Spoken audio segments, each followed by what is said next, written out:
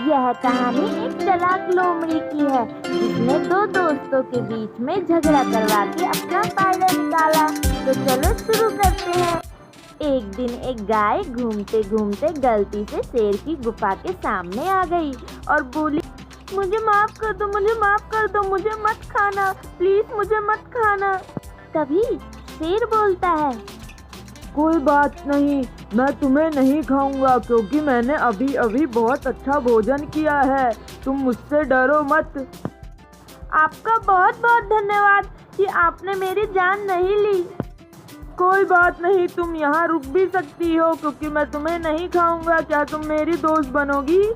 गाय डरते हुए उससे बोली, हाँ ठीक है। फिर कुछ ही दिन में उन दोनों की गहरी दोस्ती हो गई और वह दोनों ही साथ में भोजन के लिए भी जाया करते।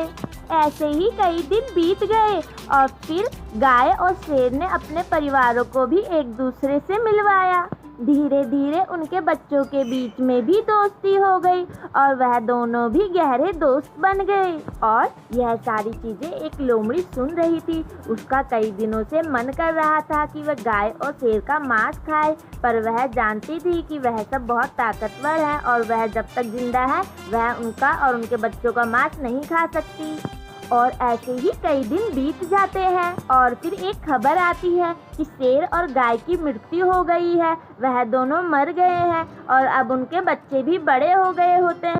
तभी लोमड़ी को मौका मिलता है और वह सोचती है अब ये सही मौका है इन दोनों के बीच में फूट डलवाने का। और फिर लोमड़ी शेर के पास जाती है और बैल की चुंगली करने लगती है।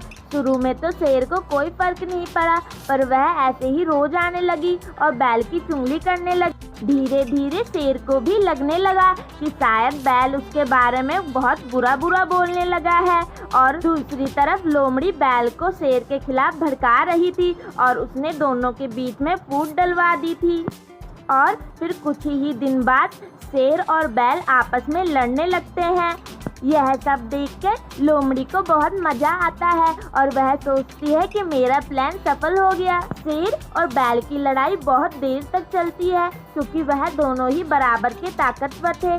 दोनों ही लड़ते दोनों की ही मृत्यु हो जाती है और लोमड़ी का प्लान सफल हो जाता है। फिर लोमड़ी बाहर आती है और बोलती है, अरे वाह, मेरा प्लान सफल हो गया और अब मैं 1 महीने तक इन दोनों का मांस बैठ के खा सकती हूँ। हा हा हा, ये दोनों ही कितने मूर्ख थे, इन्हें अपनी दोस्ती पे ही विश्वास नहीं था। ये दोनों आपस में ही लड़के मर गए, मुझे तो ज्यादा कुछ करना ही नहीं पड़ा। बच्चों, हमें इस कहानी से यह सीख मिलती है कि हमें अपनी दोस्ती पर विश्वास रखना चाहिए और किसी के कहने पे अपने दोस्तों पे शक नहीं करना चाहिए। Thanks for watching.